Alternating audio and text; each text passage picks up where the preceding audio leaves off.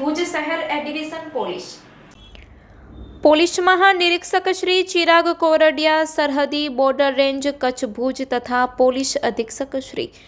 વિકાસ સુંડા, પશ્ચિમ કચ્છ ભુજ તથા નાયબ પોલીસ અધિક્ષક શ્રી આર.ડી. જાડેજા, ભુજ વિભાગ ભુજના હોય મિલકત સંબંધી ગુનાઓના ભેદ ઉકેલી 13 તુચકો અર્પણ અંતર્ગત ફરિયાદી અરજદારોને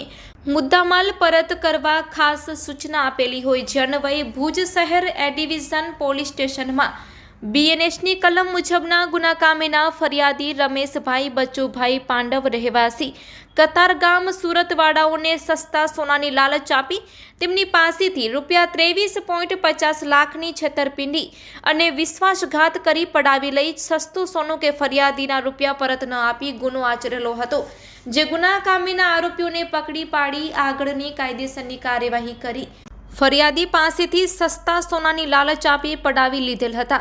નાણાં આરોપીઓ પાસેથી રિકવર કરી જમા કરવામાં આવ્યા છે, જે નાણાં નામદાર શ્રી 8મા સેશન જજ સાહેબ શ્રીઓની કોર્ટ મુજબના પરત હુકમ આધારે ફરિયાદીના ₹23.50 લાખ 13 તુચકો અર્પણ કાર્યક્રમ કરી ફરિયાદીને નાણાં પરત સોંપવામાં આવ્યા છે. આ સફળ કામગીરીમાં પોલીસ ઇન્સ્પેક્ટર શ્રી AM પટેલના માર્ગદર્શન હેઠળ account writer હેડના ASI Ved Prakash Yadav તથા વુમન પોલીસ કોન્સ્ટેબલ ક્રિશાબેન કેરાઈ નાઓ જોડાયા હતા.